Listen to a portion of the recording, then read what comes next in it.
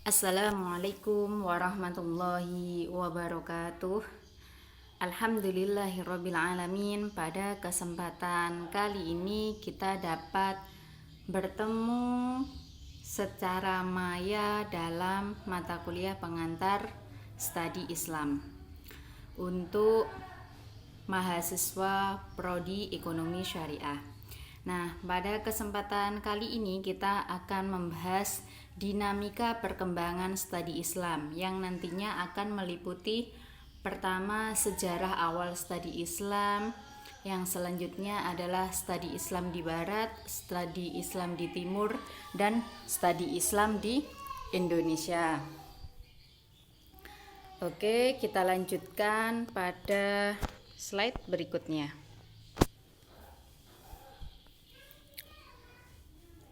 Sejarah awal studi Islam.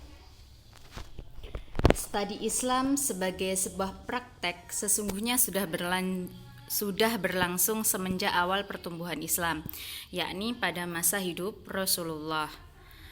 Nah, pada saat itu, pada zaman Nabi bersama sahabatnya, dari waktu ke waktu merupakan bentuk studi Islam yang sesungguhnya. Jadi mengkaji tentang Islam, Nabi memberikan penjelasan tentang Islam itu seperti apa, rukun Islam itu seperti apa. Tidak hanya disebutkan saja, tetapi pelaksanaannya atau prakteknya itu yang dijelaskan oleh Nabi dan dicontohkan oleh Nabi. Mereka dalam hari ini Nabi Muhammad dan sahabatnya melakukan praktek studi Islam dalam makna yang sesungguhnya. Namun demikian, apa yang tengah berlangsung pada masa Nabi tersebut belum bisa disebut studi Islam sebagai sebuah disiplin keilmuan yang dilakukan secara sistematis dan terstruktur. Nah, titik tekan Nabi Muhammad dan para sahabatnya memang lebih pada mengenal, memahami, dan meneladani ajaran Islam dari perilaku Nabi Muhammad, yaitu mencontoh seperti yang sudah saya jelaskan di awal tadi ya, mencontoh perilaku Nabi Muhammad. Selanjutnya kita akan membahas tentang studi Islam di Barat. Berkembangnya studi Islam di Barat ditandai salah satunya dengan penyalinan manuskrip-manuskrip ke dalam bahasa Latin, yaitu sejak abad ke-13 Masehi. Implikasi dari kegiatan penyalinan naskah ini adalah terbukanya perkembangan cabang-cabang ilmiah di Barat. Jadi dari salinan-salinan manuskrip tersebut berkembanglah pemikiran mereka, terbuka, dan ada cabang-cabang ilmiah. Selanjutnya, lebih lanjut lagi, dampak dari penyalinan itu apa? Dimulainya kajian secara serius terhadap Islam dari berbagai dimensinya. Nah, inilah yang mulanya studi Islam di Barat. Selanjutnya adalah studi Islam di Barat yang dilakukan mahasiswa Indonesia. Jadi orang Indonesia pergi ke Barat untuk menuntut ilmu di sana gitu.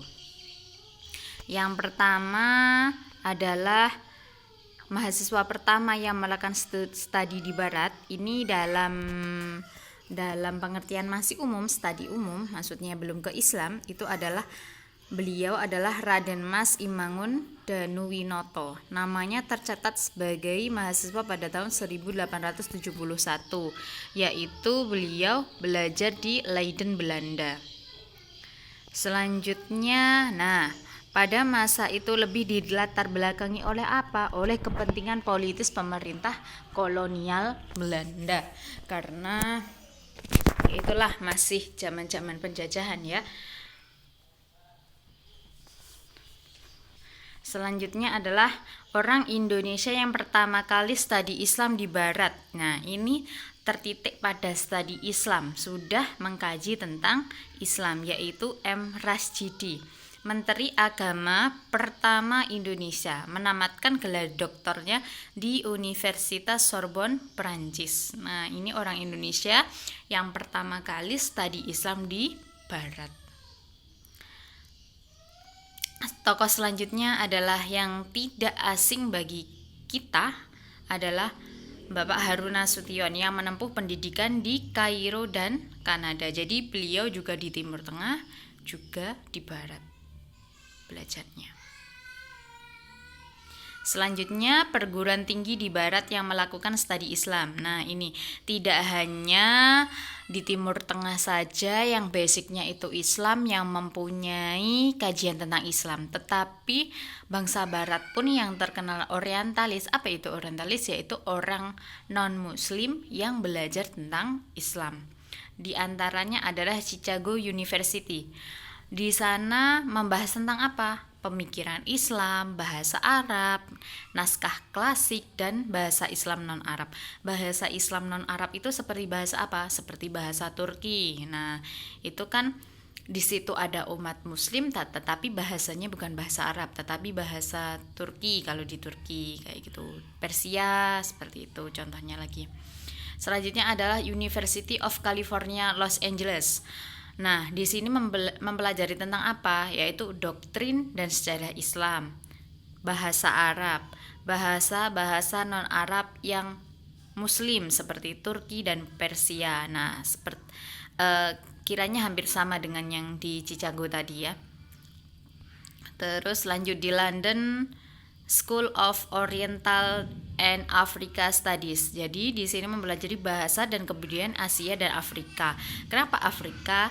Karena salah satunya Mesir. Mesir itu terdapat di Afrika. Lanjutnya di Kanada, budaya dan peradaban Islam, ajaran Islam dan masyarakat Muslim, bahasa Muslim seperti Persia dan Turki. Sama ya, mirip-mirip lah yang mereka pelajari itu. Selanjutnya adalah studi Islam di Timur. Nah, ini universitasnya itu apa saja? Universitas Teheran. Di kampus ini ada ruang khusus yang menyimpan naskah-naskah kuno yang ditulis oleh pemikir klasik dalam bahasa Persia. Jadi di sana itu terdapat ruangan khusus yang mana terdapat manuskrip naskah-naskah kuno. Nah, kampus ini studi Islam itu dilakukan di Fakultas Agama. Jadi ada fakultas sendiri yang khusus mempelajari studi Islam. Selanjutnya adalah Universitas Damaskus, Syria. Nah, di sini ada fakultas syariah yang di dalamnya terdapat program usuluddin, tasawuf, dan tafsir. Nah, selanjutnya adalah Universitas Al-Azhar Mesir yang menjadi kiblat perguruan tinggi Islam di Indonesia. Di kampus ini terdapat fakultas bahasa Arab, studi Islam dan Arab, dan lain sebagainya. Nah, ini kiranya menjadi contoh-contoh pusat-pusat studi Islam di Timur ya. Selanjutnya dapat kita pelajari studi Islam di Indonesia. Studi Islam di Indonesia telah mulai sejak kapan? Ya, sejak Islam itu datang di Indonesia. Institusi yang berperan saat itu awal ketika Islam masuk adalah pesantren. Nah, sampai sekarang ini pesantren ada, selanjutnya berkembang menjadi madrasah dan sampai ke perguruan tinggi.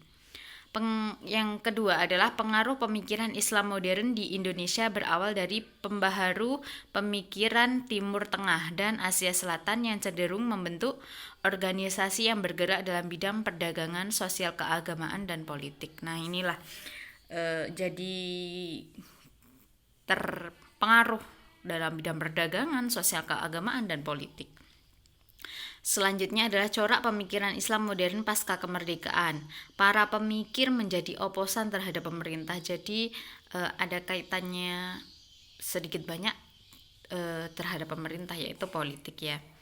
Lanjutnya, perkembangan Islam modern baru berkembang setelah pidatonya Nurcholish Madjid tentang Islam yes, Partai Islam no. Jadi ini dampak dari tadi yang ada oposan terhadap pemerintah, maka Nurcholish Madjid itu mengatakan Islam yes, Partai Islam no. Jadi Islam yes itu seperti ini, iya Islam, dia setuju sama Islam, tetapi Partai Islam no, kata dia seperti itu, kata Nurcholish Madjid. Pada masa Nurcholish Madjid banyak dipengaruhi oleh metode berpikir barat yang menggunakan metodologi dalam mengkaji Islam. Jadi Nurcholish Madjid ini sudah mengkaji Islam itu dengan cara menggunakan metode. Selanjutnya, studi Islam di perguruan tinggi di Indonesia. Mata kuliah studi Islam pada awalnya diberikan dengan nama Dirosat Islamnya di Indonesia ya ini ya. Lanjut setelah itu direvisi dengan mata kuliah metodologi studi Islam. Nah, yang kemudian berubah lagi menjadi pengantar studi Islam seperti yang kita pelajari sekarang ini. Kayak gitu. Itu adalah penjelasan dari dinamika perkembangan studi Islam. Mungkin nanti ada pertanyaan, silahkan ditanyakan di WA grup kita atau bisa langsung komen di video ini ya. Sekian saya akhiri. Wassalamualaikum warahmatullahi wabarakatuh.